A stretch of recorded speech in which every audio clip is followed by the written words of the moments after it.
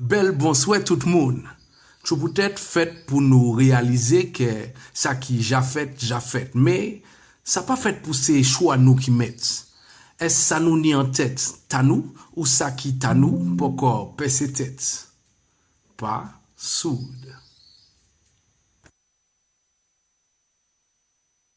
C'est ça a commencé bellement seulement même, qui espère que vous êtes bien. Mais c'est le retour de votre émission Tchou pour tête. Ben, j'espère tout d'abord que vous avez passé de bonnes vacances, que vous avez bien profité. Qui dit vacances dit également les arrivées de nos compatriotes qui sont venus également se ressourcer au pays. Qui dit vacances dit également festivités, plan, soirée. J'espère que vous avez bien profité pleinement. Là, c'est la rentrée. C'est également notre rentrée. Je pense que pendant des festivités, vous avez dû peut-être voir un monsieur là. Peut-être vous avez dû voir Ulrich. Ça a aidé à Ulrich. Absolument, oui, moi je m'en cache pas. Je fais la fête. Entre la fête et puis travailler. Voilà, c'est ça. On peut tout aligner. Pourquoi se priver l'un de l'autre? Nous, ça fait tout bagaille. Donc oui, c'est possible qu'il y ait moi dans des différents plans. Bon, pas tous non plus, faut pas déconner, mais voilà, c'était cool. Bien profiter alors. Ouais, bien pas. Et qui dit également Tchoupoutet, non, j'ai envie de dire que la famille Tchoupoutet va s'agrandir encore une autre fois là. Il y a une nouvelle venue dans l'équipe, Saïdi et Audrey. Salut Jonathan. Ça va? Bien, merci. Eh bien, Audrey avait participé en tant qu'invité. On avait parlé de la thématique être têtu. Oui, entre autres, puisque je suis venue aussi pour... une libre antenne. Une libre antenne, effectivement. Sur l'injustice. C'est ça. Avec dédicace à M. Saé et puis également à Olivier. Et maintenant, tu fais partie de l'équipe. Donc, tout d'abord, la bienvenue à toi. Merci. Et là, ce soir, nous allons parler d'une thématique qui nous touche tous, j'ai envie de dire. Parce que, bon, actualité oblige. Vous avez constaté depuis le mois d'août, il y a des appels à la mobilisation. Il y a eu des choses qui se passent. Donc, ce soir, nous allons parler de la thématique, mais à la sauce Tchoupoutet. Donc, on va parler, comme vous voyez juste en dessous, appel à mobiliser. Pourquoi on parle de cette thématique ce soir, Ulrich? Dis-moi. Ben, on en parle effectivement par rapport à l'actualité, mais de toute façon, on l'aurait traité puisque nous sommes amenés justement nous-mêmes à nous mobiliser et du coup à avoir beaucoup d'échanges avec nos amis, nos proches, des gens qu'on croise pour débattre en fait de cette thématique. Donc on se dit, bon, ben, autant en parler justement à l'antenne pour dégrossir certaines choses. Et je pense qu'avant de commencer, la première chose qui serait intéressante de dégrossir pour comprendre ce dont on va parler, c'est que selon nous en tout cas, et notre expérience sur le terrain, il y a 4 types de publics qui seront visés par l'émission de ce soir. Il y a les militants et du coup les activistes, donc ceux qui vont aller sur le terrain et qui, dès qu'il y a un appel à manifester, n'ont pas de mal en tout cas à se mobiliser.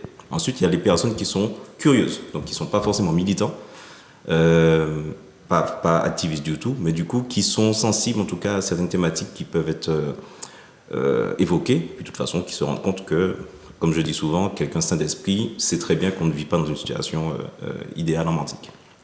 Donc il y a le curieux. Ensuite, il va y avoir celui qui sera pas curieux, mais qui va en fait militer pour le statu quo. C'est-à-dire qu'il va utiliser des stratégies inconscientes le plus souvent pour ne pas bouger et pour du coup donner beaucoup d'arguments pour ne pas se mobiliser ou rester dans la situation actuelle. Et puis il y a ceux qui sont fondamentalement contre toute forme de mobilisation parce que en fait ça les arrange d'être, souvent ce sont des privilégiés, en tout cas ça les arrange d'être dans cette situation-là et ils vont tout faire justement pour qu'on puisse rester dans cette situation-là. Donc je pense qu'avant de commencer, c'était bien de préciser les différents types de profils auxquels on peut être amené justement à sensibiliser à travers l'émission de ce soir. J'ai déjà entendu le terme de militant clavier. Tu le places où, ça? Ah non, ça on va en parler après. Tu voulais rajouter quelque chose par rapport à sa présentation? Ben, quand il parle de 4 types, effectivement, ça me fait penser aux personnes qui se sentent en fait concernées par la cause. Il y a des personnes aussi qui se sentent impliquées, donc qui vont aller vraiment autour des négociations, qui vont vraiment aller au cœur de tout ce qui se passe quand ils sont mobilisés. Et puis il y a des personnes qui sont juste là et qui regardent. Et ces personnes-là, ils sont plus attentistes. Et donc, ils ne vont pas effectivement au devant de la scène, on va dire. Et puis, ceux qui sont complètement contre, comme tu disais tout à l'heure. Et à ce moment-là, s'ils sont contre, pourquoi se mobiliser? Bon, pour imaginer un petit peu, j'ai vu le carnaval avec les spectateurs qui sont aux abords. Les gens qui, Oui. qui courent leur idée et les gens qui regardent d'à côté, C'est ça. qui ne s'amusent, non, et qui s'amusent, mais d'une autre manière, Et il y a plus ceux des qui sont derrière spectateurs. la télé. Voilà, exactement. Voilà. On peut Voilà. imaginer. Il y a ceux qui sont chez eux en train de regarder. Mais c'est ça, en fait. Ouais, c'est ça, On c'est peut exactement imaginer ça. comme ça. On peut Effectivement. imaginer comme ça. Ceux qui vont y aller d'emblée à chaque carnaval, qui seront acteurs, toujours acteurs de carnaval, ceux qui seront spectateurs en étant au carnaval, ceux qui seront spectateurs en étant derrière leur écran, et ceux qui seront fondamentalement contre, qui vont faire d'autres activités pendant qu'il y aura le carnaval. Donc on peut tout allier alors, toute cette. Oui, oui, c'est clair. C'est des choses qu'on peut retrouver dans Contexte. contextes. Tout à fait. Donc, comme vous constatez, on va parler de l'appel à la mobilisation, appel à mobiliser. Au niveau du sens de la mobilisation, comment on peut créer cet entrain, j'ai envie de dire? Mais donc, l'idée, c'est de savoir, en fait, pour, du coup, le profil de ceux qui sont plutôt spectateurs, ça va être de comprendre quel est de toute façon, même pour les activistes, mais les activistes, ça va être beaucoup plus...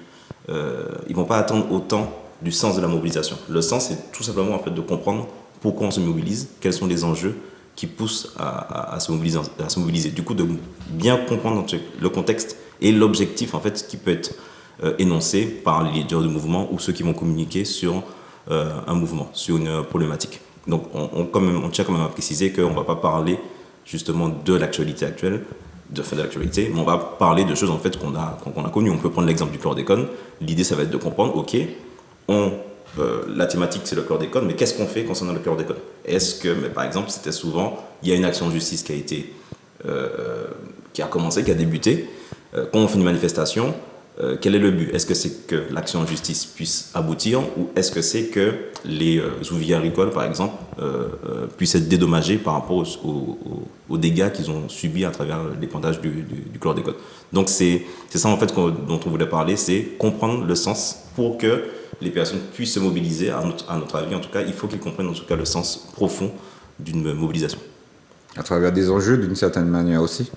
Oui, ben c'est ça en fait. Mais à travers le type de profil dont on a évoqué, les enjeux vont être, il faut communiquer sur les enjeux et être précis parce qu'ils vont attendre à ce que justement on soit de plus en plus précis. Donc plus on va être dans ce spectre-là, plus on va se rapprocher de ceux qui s'opposent, plus ils vont demander de détails pour pouvoir justement aller se mobiliser parce qu'ils auront compris qu'il y a un sens. Et quand il y a du sens, en fait, l'être humain de toute façon est beaucoup plus apte à agir que s'il ne comprend pas le sens. Est-ce que vous trouvez qu'à travers certaines mobilisations qui sont, je dirais, annoncées, qu'il y a une communication claire? Alors, il y a une communication, maintenant claire, pas forcément pour tout le monde, dans le sens où, effectivement, chaque personne attend de trouver du sens à ce qu'il fait. Donc, si dans la communication qui est donnée, il n'y a pas une explication, alors, je ne parle pas forcément d'explication, enfin, clair, c'est, en fait, c'est général. Donc, une explication claire, ça peut être clair pour toi et pas clair pour quelqu'un d'autre. Donc, au final, c'est vraiment sur le sens et l'objectif, on va dire, de la manifestation qu'il faut travailler. Parce que la personne, en fait, qui va se mobiliser, ou qu'on veut en tout cas mobiliser pour venir, il faut que ça soit cohérent pour elle. Elle peut trouver plusieurs sens à une manifestation. En tout cas, il faut que ça rentre, en tout cas, dans son objectif de vie ou que ça la touche, effectivement, parce qu'on dit souvent, oui, mais c'est parce que ça ne l'impacte pas qu'elle ne vient pas. Ben, ça ne l'impacte pas parce qu'elle ne voit pas pourquoi, elle ne voit pas quel sens ça a d'aller faire ça plutôt qu'autre chose.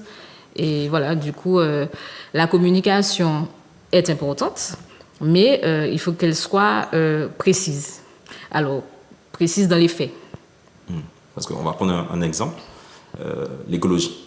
D'accord ? L'écologie fait que des fois, il y a des appels à mobilisation qui sont faits, notamment par la Sopamar, pour pouvoir se mobiliser contre des constructions qui sont à la limite de la légalité, voire même qui vont à l'encontre de la morale.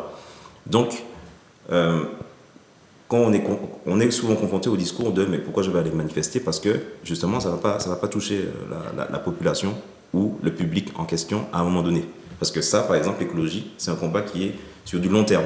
Donc la manifestation d'aujourd'hui, les conséquences de la manifestation, on peut les voir que sur du très long terme. Je prends l'exemple de Génipa.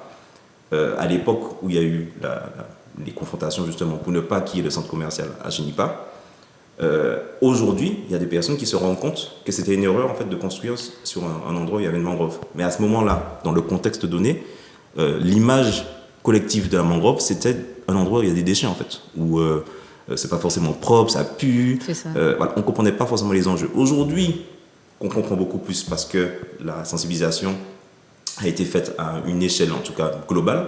Ben, maintenant qu'on comprend c'est quoi l'intérêt d'une mangrove, ben ça va être beaucoup plus simple en tout cas de lutter contre une construction qui va se faire dans une mangrove, sachant que dans tous les cas, comme c'est quelque chose sur lequel les conséquences vont être étudiées à long terme, ben, ceux justement qui seront beaucoup plus sur une vision court-termiste vont pas se mobiliser parce qu'ils vont se dire ben, je ne suis pas touché en fait, tant mieux qu'il y ait un centre commercial ou la mangrove, tu sais, on peut encore manger dessus, on a déjà commencé à manger, voilà, qu'est-ce que ça va faire de plus en fait de se bouger. Donc, c'est de comprendre ces enjeux-là, justement, à travers le sens. Donc, quand ça a du sens, ça peut toucher beaucoup plus, parce que ça va rentrer dans notre échelle de valeur, que si ça n'a pas de sens, et que là, justement, on va pas comprendre pourquoi des personnes vont autant mettre d'énergie pour ne pas qu'un centre commercial se construise. Et aussi à travers aussi une certaine communication, parce que comme tu disais, il y en a ceux qui vont prendre le prisme de l'emploi pour dire que oui, s'il y a des travaux qui vont être effectués, il y aura des créations d'emplois, mais si, dans notre partie, ils vont pas dire que oui, mais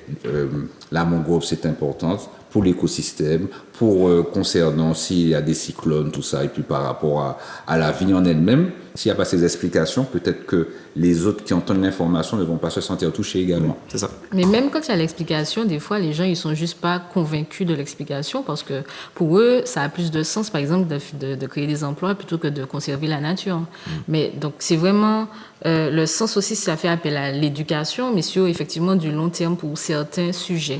Et effectivement, aujourd'hui, je pense qu'il y a beaucoup plus de personnes mobilisées à une mangrove, on parle pour l'exemple de la mangrove, qu'il y a quelques années. Et donc, si il y avait une mobilisation, il me semble, au Trois-Îlets, il n'y a pas si longtemps. Et du coup, il y avait effectivement beaucoup de personnes qui se sont déplacées, parce que mobilisation, c'est se déplacer, enfin, pas forcément, mais pour le coup, ils se sont déplacés pour pouvoir dire non, dire stop, et parce qu'ils étaient convaincus et puis ils avaient aussi l'expérience de Génipa, par exemple. Oui, c'est clair. Et puis de toute façon, les impacts climatiques sont beaucoup plus parlants aujourd'hui. En tout cas, on en parle beaucoup plus que dans les années 90. Donc là, on se rend compte qu'il y a des impacts. Donc ça va peut-être justement plus nous pousser à nous mobiliser. Donc c'est pour ça en fait qu'il faut avoir conscience de tous ces enjeux-là pour pouvoir communiquer. Mais comme l'a dit Audrey, attention. Communication, ça peut être clair pour celui qui l'émet, pas forcément clair pour celui qui le reçoit. Si on veut qu'elle soit meilleure, est-ce que c'est en critiquant la communication de l'autre qu'on va réussir finalement à avoir une communication qui sera qui aura du sens pour un plus grand nombre. Ça, il faut faire aussi attention à ce discours. La recherche du juste milieu, j'ai envie de dire. Est-ce qu'il y a plusieurs types de mobilisation? Oui. C'est ça, parce que je disais tout à l'heure, quand j'ai dit manifester, aller sur place, prendre... Oui. Alors, effectivement, pour moi, il y a plusieurs types de mobilisation. Il y a la mobilisation physique où on appelle à se mobiliser physiquement sur un lieu, à une heure, et du coup, ça demande en fait à une certaine organisation pour la personne qui y va. Donc, il y a cette mobilisation-là. Et puis, il y a des personnes, en fait, qui se mobilisent autrement dans leurs actions au quotidien contre la cause ou pour avoir une meilleure situation, on va dire, par rapport à la cause qui sera dénoncée au moment donné. Ça peut être dans le cadre de leur métier, ça peut être dans le cadre de leur activité autre, et pas forcément le jour de la mobilisation physique. Donc oui, pour moi, il y a plusieurs types de mobilisation, et quand on parle d'appel à se mobiliser, c'est donner de l'énergie, c'est prendre de soi, donner de soi, voilà, de son temps, mais donner de soi, en fait, pour faire quelque chose. Donc ce n'est pas forcément aller et être présent physiquement, quand bien même ça a une importance, parce que ça a peut-être un sens de le faire, mais il faudrait peut-être expliquer à ce moment-là pourquoi venir physiquement. Là, la personne dira, ah, ça, si c'est pour cette raison-là, peut-être. Maintenant, moi, je fais autre chose, pourquoi je viendrai? Voilà. Parce que, effectivement, la personne estime que, elle se mobilise autrement, et du coup, oui, il y a plusieurs types de mobilisation. Non, c'est clair. De toute façon, il y a, par exemple, la mobilisation qui est de base violente ou de base non violente, qui va se baser, en tout cas, sur des éléments de communication ou un discours ou des actions qui seront concrètement violentes, et des événements, en tout cas des mobilisations qui seront non violentes. Tu entends parler de mobilisation dite violente? C'est là où ça va être justement il va falloir mobiliser l'histoire. C'est-à-dire que là, aujourd'hui, si d'emblée une communication est faite sur une action violente, ça va réfréner beaucoup de personnes. Mais par exemple, quand il y a des snaps qui peuvent passer en disant rendez-vous à Sainte-Thérèse, bagaille qui est chaud, ben, on voit bien qu'il y aura beaucoup moins de personnes qui seront aptes à y aller que le gros, on va dire, de la population. Parce qu'on a changé de mode d'action, en tout cas. Parce qu'on s'est rendu compte aussi que certaines actions non violentes ont porté leurs fruits. On est très matrixé par les actions de Martin Luther King, de Gandhi, tous ceux en fait qui ont été des chantres de la non-violence et qui l'ont théorisé. Mais malheureusement, par rapport à ces actions-là, on oublie de préciser que dans les actions qu'ils ont menées, qui sont de base non-violente, il y a toujours eu de la violence. Il y a toujours eu de la violence dans ces cas-là. Et qui a aidé, finalement, à aller vers l'objectif final. Donc, au fur et à mesure, justement, et au fur et à mesure qu'on a aussi du confort, au fur et à mesure qu'on est beaucoup plus sensible, en tout cas, à la vie humaine, et au fait de ne pas éliminer la vie humaine, puisqu'on a subi les guerres mondiales, etc., l'esclavage nous concernant. Donc, ça va être très compliqué, en tout cas, de parler de violence. Mais dans les années 60, notamment quand il y a les indépendances de nombreux pays non alignés, en tout cas de nombreux pays qui étaient dits avant du tiers-monde, etc., les pays notamment sur le continent africain, c'était la violence en fait. Il n'y avait que la violence qui pouvait leur permettre de s'émanciper parce qu'il y avait les précédents justement par exemple de Cuba ou des indépendances en tout cas qui ont fonctionné comme celle du Ghana, comme celle de la Guinée juste après. Et ce qui fait qu'à ce moment-là, c'était logique. D'ailleurs, par exemple, beaucoup se sont appuyés, je prends l'exemple de Guevara, il dit qu'il a lu les travaux de Frantz Fanon sur le fait de répondre à la violence par de la violence pour pouvoir s'émanciper. Donc, dans les derniers militaires qui le dit. Donc, lui, justement, à ce moment-là, dans les années 60, c'était clair et logique que pour pouvoir arriver à une situation d'indépendance ou renverser un système, il fallait passer par la violence. Aujourd'hui, si on pose ce contexte-là, ce discours-là va être reçu différemment. Mais c'est une histoire de période. Donc, il y a toujours plusieurs types de manifestations. Il peut y avoir celle qui appelle à la violence, celle qui appelle à la non-violence. Et comme elle l'a dit, il va y avoir, par exemple, le sabotage. C'est-à-dire que c'est quelqu'un qui est dans le cadre d'un métier, qui va se rendre compte qu'il y a quelque chose qui fonctionne mal, qui est injuste dans sa société, et qui va saboter. Là, ce sera une action qui sera invisible, qui ne sera pas visible à l'œil nu, en tout cas directement. Ça va être invisible, mais c'est une action en tout cas qu'il aura fait. C'est une mobilisation qu'il fait. Quelqu'un qui, par exemple, relaie les informations qui sont données par un mouvement, c'est quelqu'un qui milite, c'est quelqu'un qui fait une action, qui se mobilise, parce qu'à ce moment-là, justement, il reçoit l'information, plutôt que de la garder pour lui, il va la transmettre, il va le partager, il va faire justement cette communication-là, il va ajouter la communication en mettant des choses plus claires pour toucher son entourage. Ça aussi, c'est une forme de mobilisation. Ça peut être aussi tout simplement, ça c'est beaucoup, par exemple, quand on prend l'exemple des manifestations violentes, dites violentes en tout cas, c'est ceux qui sont dans des idéologies véganes qui vont attaquer des boucheries, qui vont mettre du sang sur la boucherie. Ça, c'est une action, par exemple, violente. Ou il y en a tout simplement qui font des actions où ils vont enchaîner des êtres humains pour faire comprendre qu'enchaîner un animal, c'est de la violence qu'on lui fait subir, etc., etc. Donc, il y a un champ, en fait, très vaste d'actions et de mobilisations qui peuvent être menées dans le cadre du militantisme. Donc, c'est quand même dommage, effectivement, de réduire le mot mobilisation à un seul type d'action, celui de se déplacer, parce que si on voyait tout ce qui se faisait en fait en parallèle pour une même cause, on pourrait dire effectivement qu'il y a des choses qui fonctionnent, parce que la mobilisation peut être aussi trouver une alternative. Je trouve une alternative au problème que j'ai, je me mobilise en fait pour que le problème en fait qui existe n'existe plus ou n'en soit plus. Hein. Je reviens encore sur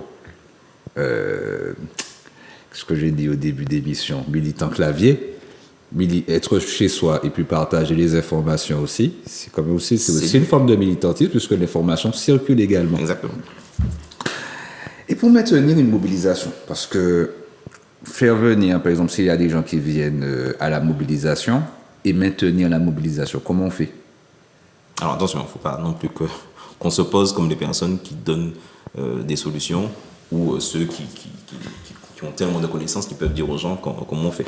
Ce qu'on pose à travers cette question-là, c'est effectivement, il faut mobiliser, mais ensuite, il faut réussir à le maintenir sur une certaine une durée, en tout cas, plus ou moins longue. Ça dépendra justement de quel est l'objectif. Si l'objectif, c'est de sensibiliser, ou si l'objectif, c'est, par exemple, d'arriver à ce qu'il y ait une action, une réponse judiciaire favorable pour nous, donc par exemple, qu'on condamne ceux qui ont répandu du chlordécone, ça va être différent en tout cas de maintenir la mobilisation, parce que pour obtenir une décision de justice, il faut que ça aille en fait sur 5 ans. Donc pendant 5 ans, il faut réussir à garder des gens alertes pour y arriver.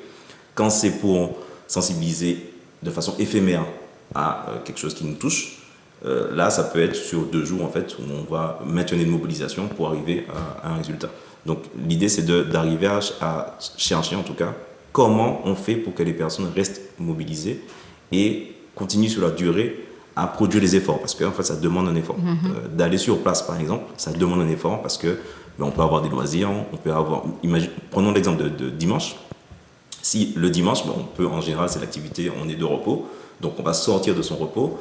Le lendemain, on va travailler, mais on va quand même aller se mobiliser pour une cause. L'idée, c'est, une fois qu'on y est, comment on fait pour se remobiliser le lundi, le mardi, etc. etc.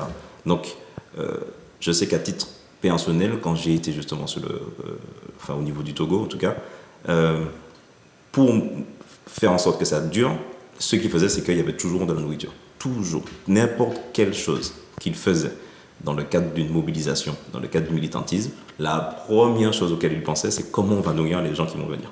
Ce qui fait que, évidemment, si tu as déjà de quoi te nourrir, tu es plus apte à rester que si tu n'as rien à manger et qu'il va falloir que tu ailles beaucoup plus loin pour pouvoir justement te nourrir.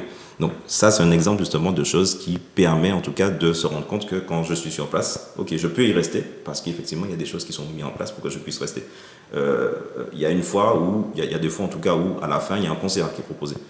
Quand il y a des manifestations qui se faisaient, notamment à Tivoli, en fin de journée, il y avait un concert. Ça te permet aussi de rester, parce que tu te dis, à la fin, j'aurai un concert, quelque chose qui est un peu plus festif, mais qui véhicule quand même des messages intéressants. Ça peut pousser à rester. Et le fait d'avoir cette communion-là, donc de voir que des gens vont rester, vont être solidaires, vont échanger, ça va leur permettre justement de rester beaucoup plus que si ça va rester seulement sur un discours qui va être répété en fait toute une journée. Redondant.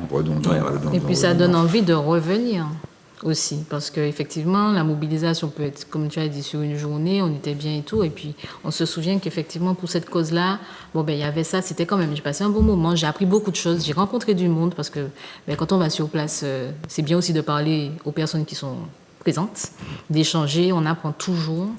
Et du coup, ça laisse un bon souvenir. Et quand on a un bon souvenir, en général, quand il y a un autre appel, on dit, ouais, pourquoi pas, je vais trouver le moyen de m'organiser. Parce que souvent, on peut ne pas se mobiliser, donc prendre de l'énergie sur soi pour y aller, en disant, je peux pas.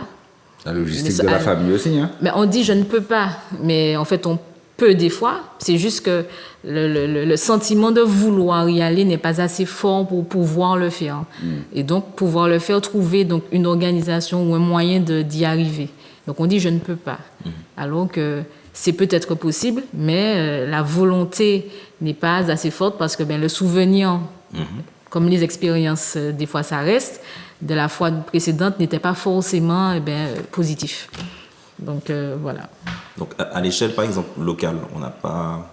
Il y a quelques exemples comme ça, où, par exemple, le camp de la Résistance, au niveau du rond-point, près du stade de Dillon, du parking, il faut bien savoir que les soignants sont là depuis 2020, depuis 2021 en tout cas. Quand ils ont commencé leur mobilisation, ils y sont toujours et ils continuent de lutter. Il y a toujours justement des gens qui s'y rendent, ils proposent des conférences assez régulièrement, des beaux cantages, etc. Donc, il y a cet exemple-là, mais il y a un exemple qui est assez similaire, qu'on peut retrouver justement, et qui a beaucoup impacté les mouvements politiques, en tout cas aujourd'hui, c'est les Nuits debout. Où pendant, alors j'ai oublié en tout cas la durée, mais pendant plus d'un mois, ils étaient sur la place de la République, ou de République Concorde en tout cas, en région parisienne, et ils ont gardé, en fait, ils ont fait le sitting pendant un certain moment, et c'était en fait des ateliers où les personnes pouvaient apporter leurs paroles, leurs idées, qui étaient prises en compte, qui étaient transformées en groupe de travail, qui duraient justement sur un certain moment et qui fait en fait qu'ils sont restés assez longtemps. Et le soir, par exemple, ils proposaient justement des prestations artistiques qui fait que effectivement les gens y allaient et passaient un bon moment parce qu'en même temps ils s'instruisaient, en même temps ils apportaient leur pierre à l'édifice et en même temps ils pouvaient se divertir. Donc c'est des exemples justement qui montrent que on peut utiliser ces outils-là et faire se souvenir, il y a des traces historiques de mouvements qui ont duré longtemps, et c'est de s'inspirer justement de ce qu'ils ont fait pour pouvoir en fait nous-mêmes le faire à notre échelle. Parce que comment... Excuse-moi. Ah non, en fait, par rapport, je pourrais rebondir à ce que Louis disait, l'implication. Quand on implique quelqu'un dans une action, eh bien, la personne se sent effectivement acteur, en fait. Parce que quand on vient sur place et qu'on vient juste, alors pas juste parce qu'on a mobilisé de l'énergie, comme j'ai dit, pour y aller, on s'est organisé, etc. Une fois qu'on est sur place et que des fois les personnes ne savent pas trop en fait quoi faire, voilà. Alors qu'effectivement, si on les implique autrement, avec des exemples qu'Ulrich a donnés, la personne se sent en fait prise dans son entièreté dans la mobilisation et son avis compte et elle n'est pas venue pour rien, surtout ça, je ne suis pas venue pour rien et du coup ça lui donne en fait l'envie effectivement de rester et de revenir. Mais il faut de l'implication, enfin pas il faut, mais ça peut aussi être une possibilité intéressante. Par le passé, quand j'entendais appel à la mobilisation, j'entendais plus appel au combat. Ok. Au combat, c'est-à-dire on vient de manière déterminée. Là, j'ai entendu repas, j'ai entendu musique. Est-ce que ça peut combiner? C'est notre combat d'une certaine manière aussi. Comme je dis toujours, je pense souvent l'exemple cubain. Une des premières choses qu'ils ont fait, c'est qu'ils sont allés dans les villages pour pouvoir convaincre les populations sur place pour leur fournir à manger. Ça, dans tous les combats, ça existe. On voit bien justement qu'il y a des moments où ils vont essayer de saboter là où l'ennemi se procure à manger. D'accord? Parce que justement, ils savent que c'est quelque chose d'important. Donc, concrètement, c'est un élément de notre vie. Si c'est un élément de notre vie, quand on est dans un combat, c'est un élément en fait qui est mondial dans un combat. C'est un autre combat. On parlait, tu voulais rajouter quelque chose d'autre? Non, quand il a dit manger, je me suis dit, manger c'est important. et du coup, on le voit, effectivement, s'il y a à manger, les gens restent. Le manger est important, le repas est important, c'est aussi, il y a une actualité qui en parle. Donc, effectivement, avoir de la nourriture, jouer avec, ça rassemble, en fait. Et du coup, oui, ça m'a fait sourire parce que... La nourriture, un élément fédérateur de la lutte. Parce qu'au final, ouais. Surtout sur nos territoires, nourriture... nourriture et musique, hein? Nourriture, musique. Et musique, ouais. Et musique aussi, hein, parce que le tambour appelle. Hein. Ça fédère. Et ça fédère. On parlait de communication tout à l'heure, là. Et là, on va parler un peu de l'impact des médias. Qu'est-ce que vous en pensez? De l'impact des médias par rapport à la mobilisation. Les médias, c'est un gros poids hein, dans la communication. Ils ont ce qu'il faut en matière de matériel et d'impact effectivement sur la population. Quand on parle de médias, je ne parle pas seulement de télé, je parle de tous les médias, que ce soit papier, peu importe, radio. Ce qui est dit est entendu par la plupart et pris en fait comme vérité parce que dans un sens, c'est comme ça qu'on voyait à l'époque les médias, c'était pour avoir une information. Aujourd'hui, les canaux d'information sont diversifiés. Souvent, justement, les médias traditionnels ont diaboliser les médias type réseaux sociaux en disant que c'était des fausses informations et que la seule voix à écouter, c'était des médias autorisés par l'État. Et donc, le poids de ce qu'ils disent, est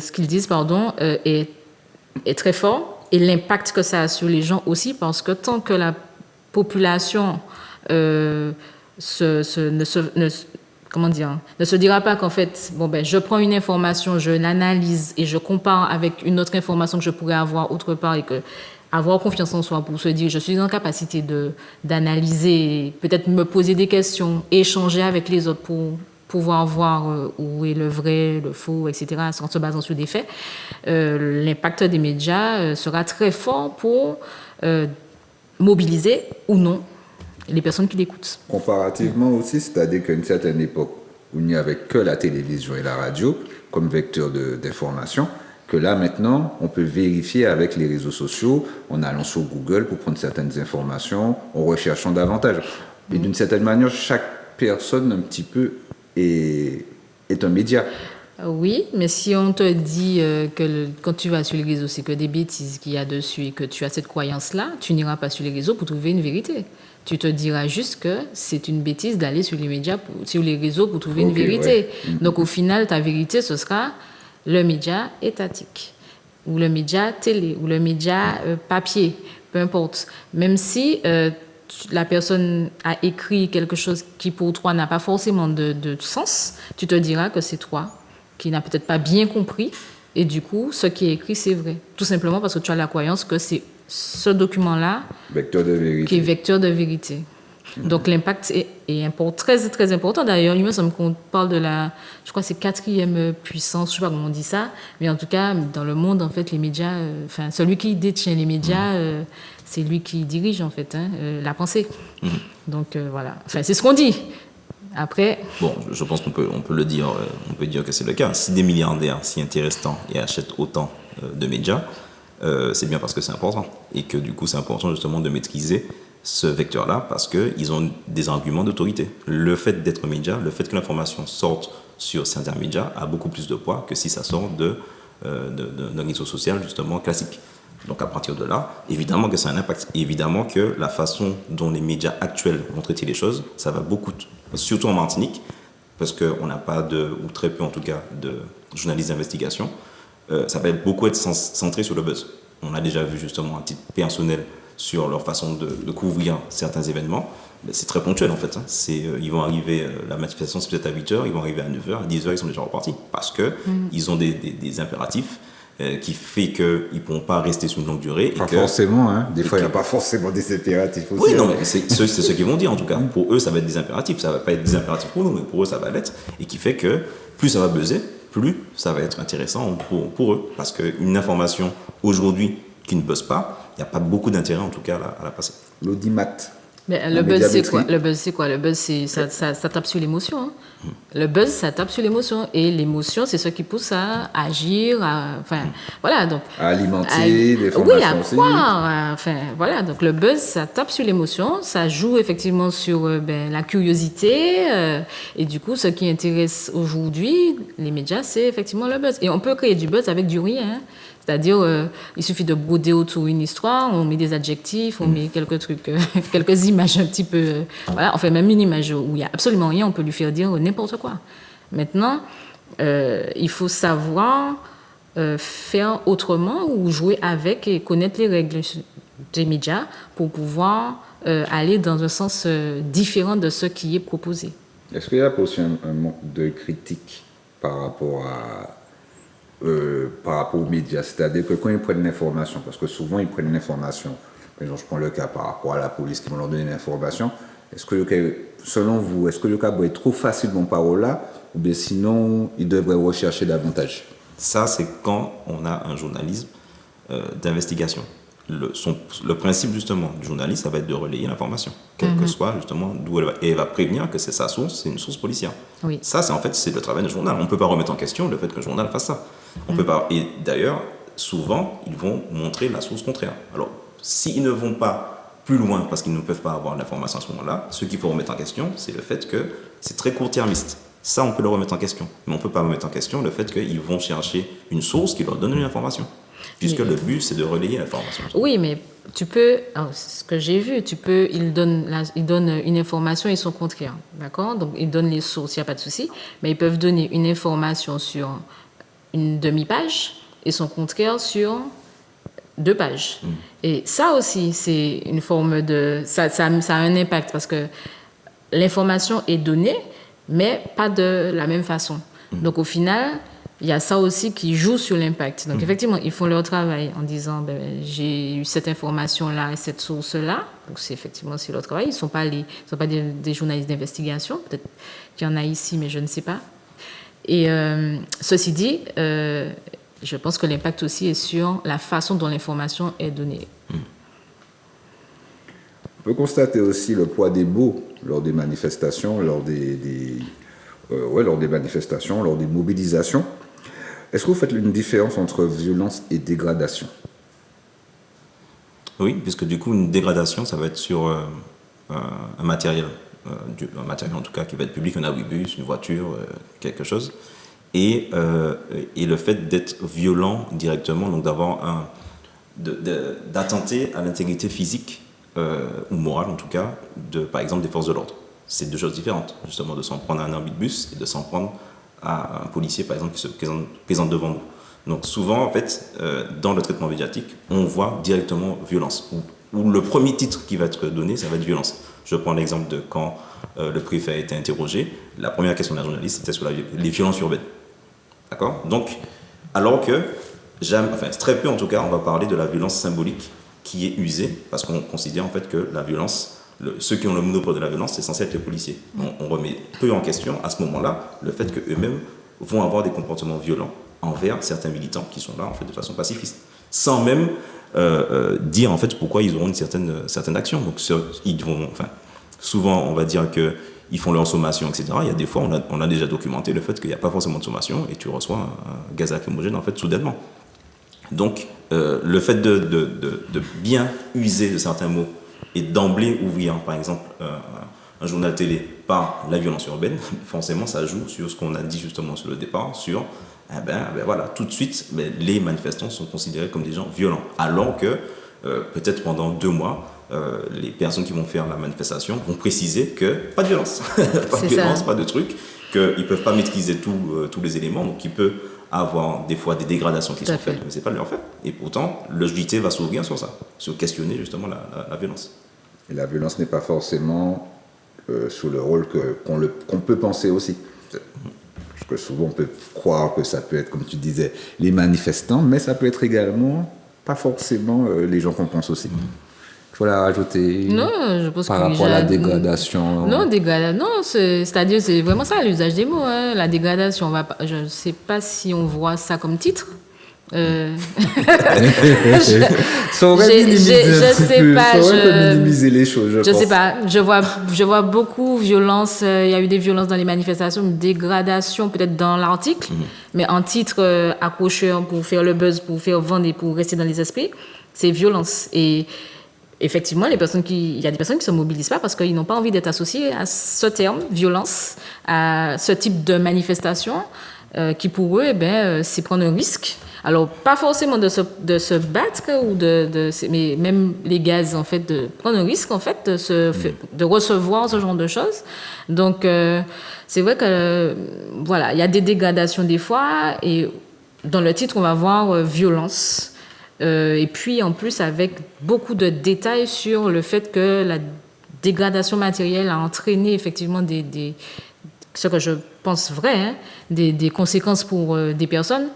Mais ce qui est dommage, parce que ça n'excuse pas en fait le fait qu'il y ait une dégradation, que la dégradation soit faite, hein, ça n'excuse pas ça. Mais mettre le point dessus et détailler vraiment ce fait de dégradation, ça amplifie l'impact des médias contre, j'ai envie de dire, la mobilisation. Et en même temps, ça alimente également les peurs. Ça alimente les peurs, tout à fait, puisque tu ne vas pas aller dans une manifestation consciemment en te disant je vais y aller. Il y a peut-être des gens qui aiment ça, mais mais c'est-à-dire ça ne va pas en tout cas mobiliser le maximum de personnes en disant voilà, super, je vais aller me battre, je vais au combat parce que il y a des personnes, oui, peut-être, mais si on veut mobiliser des personnes pour une cause, non, c'est pas cette image-là qu'on a envie de donner d'une mobilisation physique. Donc, voilà, dégradation, violence, oui, il y a une différence. Et il faut que, même si on lit le mot violence, qu'on puisse, nous, après, l'interpréter autrement ou voir véritablement les faits, ce qui s'est passé. Et à travers ces peurs, ça vient de certaines croyances. Pas seulement, puisqu'il y a déjà les médias qui font, certains médias qui font un travail, et puis quand c'est fait sur le long terme, effectivement, ça devient une croyance, parce que celui qui a entendu ça, il l'a peut-être pas lu, mais sa maman lui a dit ça, il retient qu'il y a eu ça, et ça reste dans les consciences, et puis ça reste là, et on se dit, on associe en fait certaines choses, comme manifester égale violence, comme tu disais tout à l'heure. Pour toi, c'était aller au combat en mode guerrier. Oui, ça existait à un moment parce qu'en fait, il y avait un vrai besoin de le faire. Ça existe à certains moments pour certaines personnes, mais ce n'est pas quelque chose d'automatique. Guerrier, on les place là. Alors oui, effectivement, il y a le fait qu'on est dans un système qui valorise l'individualisme. Et donc, quand on va utiliser l'argument de la violence, ça crée un contexte de peur. et qui fait qu'on va aller chercher, on va aller puiser dans nos croyances qui vont nous permettre de juguler cette peur. Ce qui fait que, comme je l'ai dit, on va beaucoup moins être sensible à des actions violentes parce que d'emblée, en fait, on va avoir cette peur qu'il y a quelque chose de violent qui va se passer, donc notre intégrité physique va être mise en question. Donc il y a ce côté-là, donc le côté où on va toucher les gens individuellement et ça va sensibiliser en fait leurs croyances, ça va aller toucher leurs croyances. Et bon, il y a plein de travaux là-dessus, la stratégie du choc, vous pouvez taper ça sur des sites de skimming ou quoi que ce soit, vous allez voir en fait, de No Weekend, je crois, il y a plein de reportages qui montrent que quand on met un public dans un contexte de peur, ça permet plus facilement de leur faire accepter des choses qui vont remettre en question leur droit individuel. Par exemple, à l'époque du 11 septembre, ça a bien servi pour qu'ils puissent faire passer le Patriot Act qui a remis en question beaucoup de droits individuels aux États-Unis, par exemple.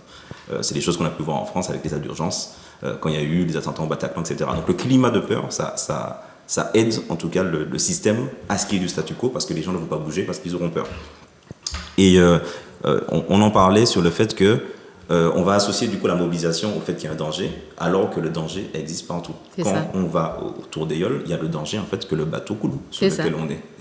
Et ce que je dis là, c'est pas des choses qui sont ubuesques. L'an dernier, il y a eu un bateau qui s'est empalé au niveau des Trois-Îlets sur Ansdarley, Ansdarley, je sais plus exactement, sur un îlet ou etc. Donc il y a eu justement un mort malheureusement. Je crois que depuis 2 ans, il y a toujours eu un mort autour des Yoles.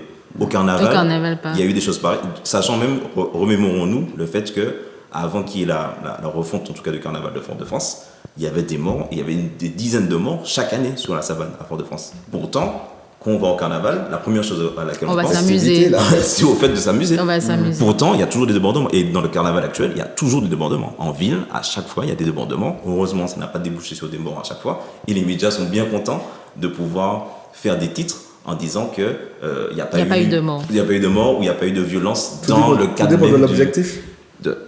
Certes, mais la couverture médiatique, c'est cela. Alors, c'est pour ça qu'on dit que mettre ce climat de violence-là, ça permet justement aux gens de ne pas se mobiliser parce que tout de suite ils vont voir le danger, alors que pour d'autres événements, ils ne vont pas forcément voir le danger. Le danger est toujours là. Quel que soit ce qu'on fait, quel que soit, tu peux aller dans un concert. Voilà, il peut avoir une foule, justement, quand il y a eu le concert de Kalash, personne n'a dit ça peut être dangereux de se rejoindre à 23 000 dans un endroit au stade de Dillon. Personne n'a fait un titre là-dessus. Donc, alors après, ça se fait que pour une mobilisation, ça parce qu'il pourrait dire oui, la mobilisation n'est pas encadrée par les forces de l'ordre, par exemple. Ce à quoi je pourrais répondre, mais même s'il y en a, ça n'empêche pas au voisin qui est à côté de toi d'avoir ce qu'il a et puis de se battre et de faire un cas de violence. Donc, et puis, je voulais rebondir par rapport à la peur. Donc là, on parle des peurs en général, dans un contexte où il y a plusieurs personnes. Mais quand on est seul, nous-mêmes, face à nos peurs, on n'agit pas non plus. Hein. Donc même à l'échelle individuelle, la peur, en fait, c'est quelque chose qui tétanise, donc qui empêche d'agir. Donc forcément, les personnes qui ne veulent pas que les gens agissent, ils ont les leviers pour agiter la peur de faire. Ça reste dans les consciences. Et puis, il y a peut-être des expériences qui sont plus mises en avant que d'autres. Et du coup, ça empêche en fait aux personnes de se projeter dans quelque chose d'autre.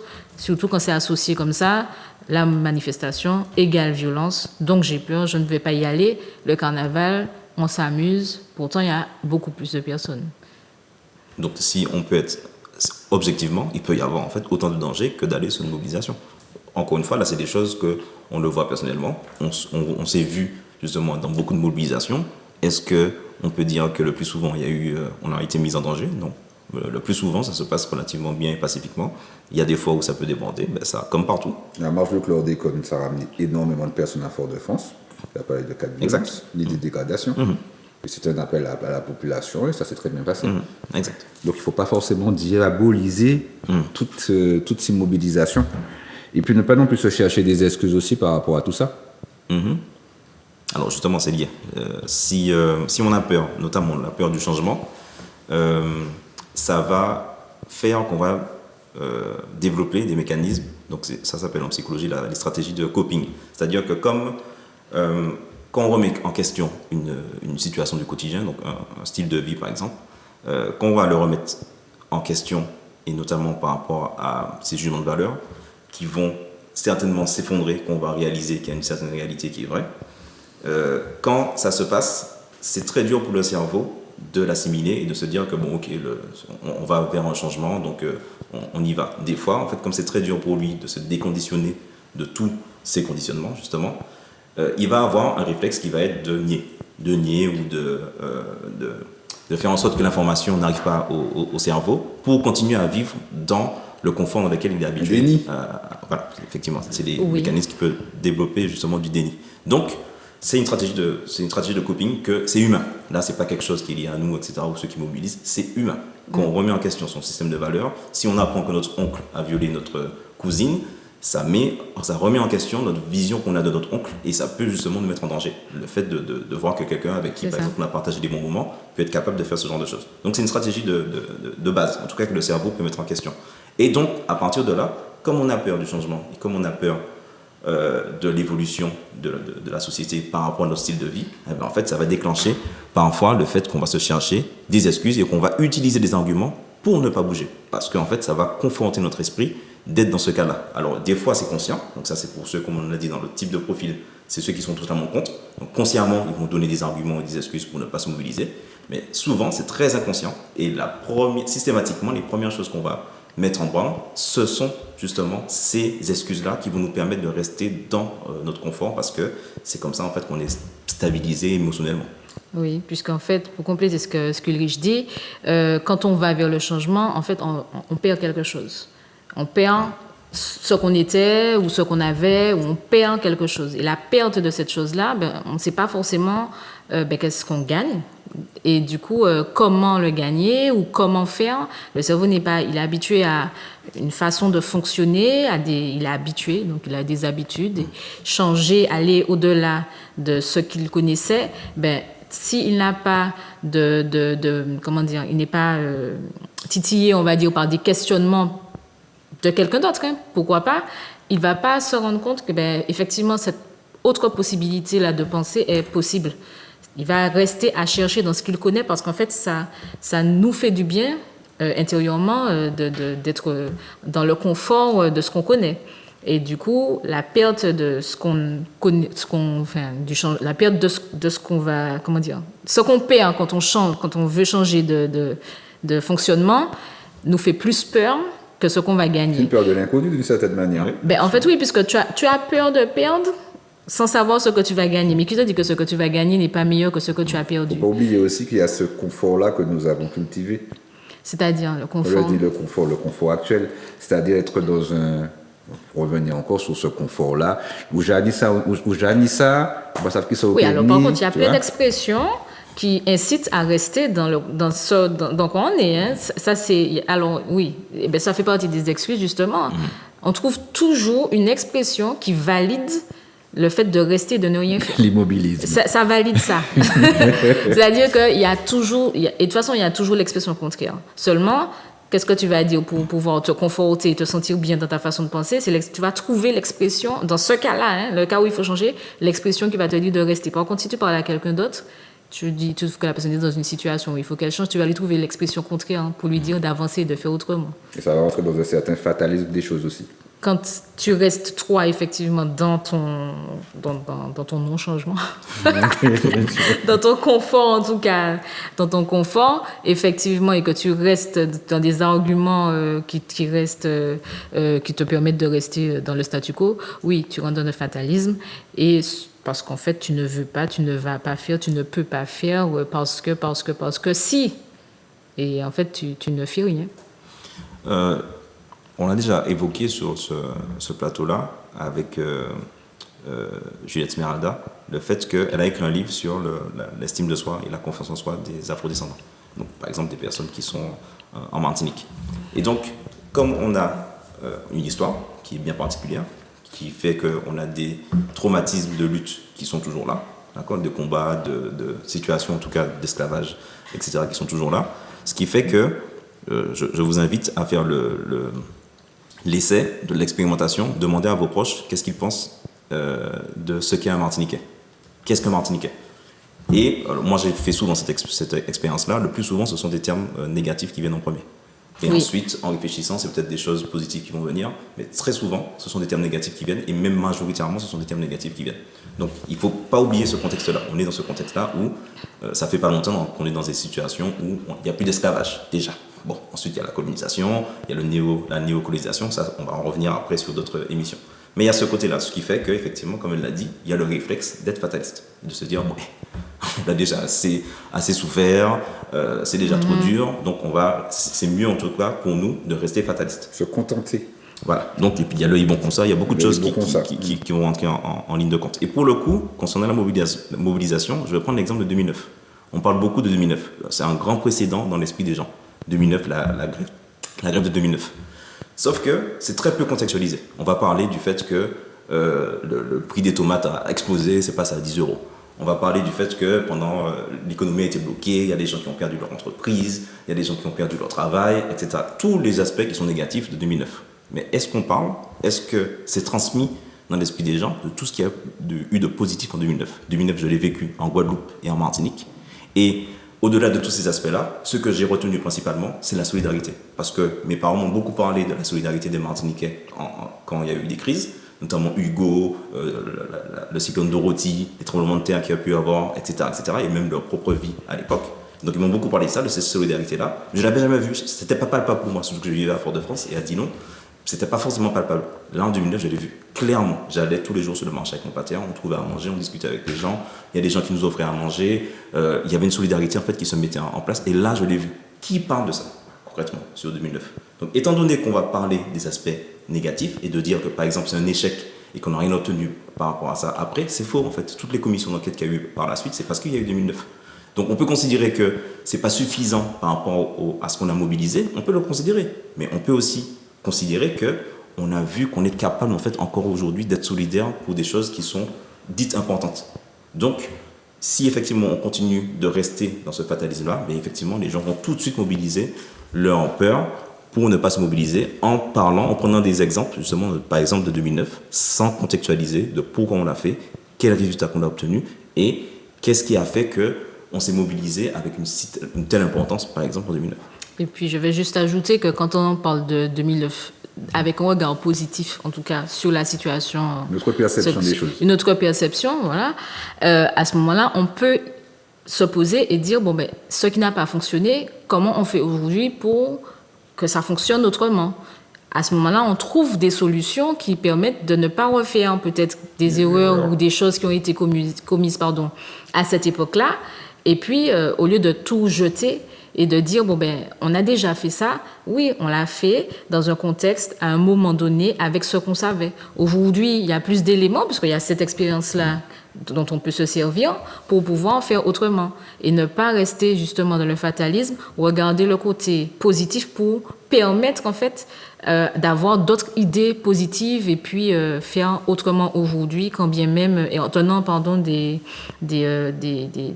ben j'ai oublié ce que j'allais dire, mais en fait, voilà, en faisant autrement. Il ne faudra pas forcément noir sur le tableau, j'ai envie de rajouter aussi. On va dire l'éclaircir. L'éclaircir. Voir les choses différemment. Par rapport à une mobilisation, ah oui, le temps passe, parce que j'avais parlé de la légitimité du leader, mais je pense qu'on n'aura pas trop le temps. On va passer directement à la conclusion, malheureusement. Donc oui, certainement qu'on va pouvoir continuer là-dessus.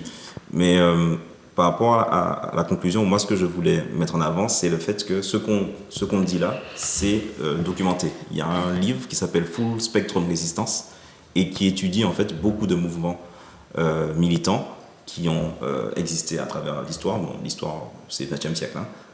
Et qui répertorie toutes les erreurs justement qui ont été faites et donne des outils pour ne pas les refaire et pour être amené justement à faire des mobilisations qui sont efficaces. Il y a ce livre en tout cas qui est assez intéressant là-dessus. Et concernant les médias, c'est une interview d'1 heure de Bourdieu qui explique le fonctionnement des médias. Si vous pouvez regarder cette interview-là, que nous-mêmes on va le communiquer sur F-Media, sur Instagram, vous verrez en fait que dans les années 90, Bourdieu en fait expliquait qu'est-ce qu'un média et comment en fait ils vont se comporter dans les années à venir. Et c'est exactement ça. C'est impressionnant de voir qu'il avait été assez lucide dans les années 90 pour montrer ce qui se passe aujourd'hui. Et du coup, ça pose la question de notre capacité à innover. Étant donné qu'on est très peu on a très peu de pouvoir. Enfin, on a du pouvoir, mais à mon avis, en tout cas, on n'est pas souverain, en tout cas. Ce qui fait que, comme on n'est pas souverain, on a cette façon-là, finalement, de ne pas, ou de très peu, aller vers l'innovation. Et la mobilisation, ça rentre dans ce cadre-là. Dans un cadre général, on est comme ça. Et dans le cadre de la mobilisation, ça va être la même chose. C'est-à-dire qu'on pense qu'on va refaire les mêmes manifestations qu'on a fait au XXe siècle. Non, en fait, puisqu'on est au XXIe siècle et que, justement, on a cette capacité-là à innover. Notre histoire nous montre qu'on a toujours eu cette capacité-là à innover, notamment dans les mobilisations. Si on a pu se sortir de systèmes comme l'esclavage, comme la colonisation, etc., ça veut bien dire qu'on a un certain génie à pouvoir sortir de ces situations-là. Donc, ayons confiance, justement, à ce génie-là et pas seulement ayant confiance, mobilisons-le. C'est-à-dire, utilisons justement toutes ces énergies qu'on a accumulées, toute cette histoire-là qu'on continue de véhiculer, parce qu'il y a des gens qui vont nous dire « oublions le passé », mais c'est exactement pour ça qu'il ne faut pas oublier le passé. Parce qu'en oubliant le passé, on oublie en fait qu'on est un peuple qui a combattu des choses atroces que d'autres peuples n'ont pas vécues. Et qui fait qu'on est encore vivant et qu'on a une capacité à agir qui est supérieure à d'autres populations parce qu'on a vécu ces choses-là. Donc, ayons confiance en cela et continuons à véhiculer le fait que nos ancêtres n'ont pas perdu, ils ont gagné. Si on est là aujourd'hui et qu'on arrive à mener des choses comme ça, c'est qu'ils ont gagné et qu'à nous, justement, d'utiliser leur victoire pour continuer à aller plus loin vers quelque chose, en tout cas, qui sera beaucoup plus exceptionnel que ce qu'on a vécu auparavant. Continuer à cultiver cette résistance. Alors non, passer justement au fait qu'on arrête de résister et maintenant on va vers le fait qu'on va être souverain. Vers la souveraineté. Alors ce que j'ai retenu, ma conclusion, c'est que pour qu'on puisse en fait mobiliser le maximum de personnes de façon physique, en tout cas, ou impliquer le plus de personnes, parce que des fois la cause touche un maximum, mais peu viennent, en tout cas physiquement, ils font peut-être autre chose, il ne faut pas l'oublier, et il ne faudrait pas non plus qu'on puisse juger, parce que ça démobilise en fait. Le fait de juger quelqu'un, ne se sent pas reconnu, et du coup, ça démobilise, et ça ne permet pas que la cause, ça ne fait pas avancer la cause. Voilà. Et surtout aussi, c'est très important, je pense, il faut que ça ait du sens, et donc que l'objectif de la manifestation, quelle qu'elle soit clair et bien énoncé et atteignable. C'est-à-dire que un objectif, que chaque personne puisse se dire oui, ça c'est possible, et une fois que l'objectif a été atteint, qu'on puisse en fait le valoriser aussi, parce que je pense qu'il y a des manifestations qui ont abouti et qui ne sont pas assez mises en avant, et du coup ce qu'on retient, c'est ce qui n'a pas fonctionné. Donc voilà, valoriser, avoir un objectif clair pour une manifestation, de façon à ce que ça ait du sens pour les personnes qui doivent s'organiser pour pouvoir venir.